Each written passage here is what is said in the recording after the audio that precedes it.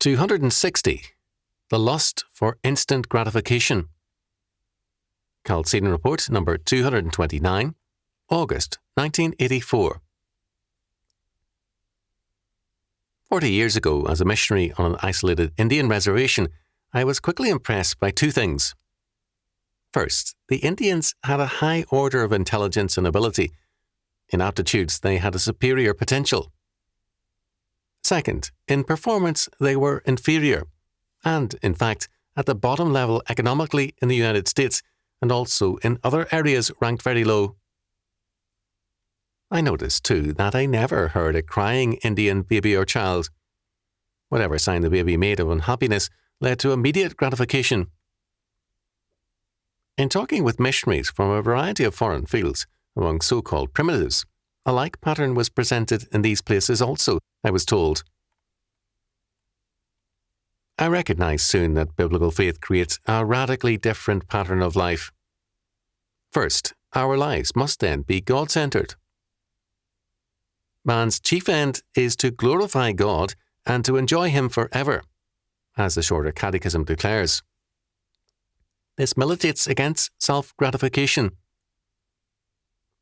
Second, to affirm that the final and full reckoning for all men is beyond time and history, in heaven and hell, is to declare that our hunger for righteousness or justice, as well as for blessings and rewards, can never have its fullness in this world. It will, however, finally have perfect fulfillment. The postponement of gratification imposes a discipline upon all of us. It also creates a different frame of reference for child rearing. What once marked the so-called primitive cultures now marks the Western world. We have seen the child-centered society create a student generation in revolt, demanding instant gratification in politics, economics, sex, and in drugs. That temper has also created an aborting society. No problems or inconvenience now, only sudden death for the disruptive unborn child. In a generation which lusts for instant gratification, there are no solutions to problems, only executions.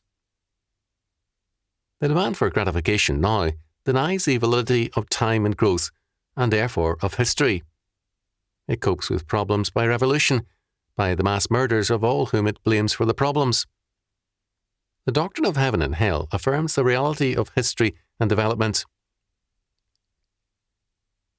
The lust for instant gratification is a child of Rousseau and a father to revolution. It is ultimately an indictment of God for requiring man to suffer and to grow. More than 2 centuries ago, Thomas Boston, in Human Nature in its Fourfold State, called attention to the foolish belief of some that they could leap out of Delilah's lap into Abraham's bosom. The premise behind this, he held, was a shelter to wickedness of heart and life. The only real fulfillment of the lust for instant gratification is in personal and social suicide, because it is, in its essence, sin from start to finish.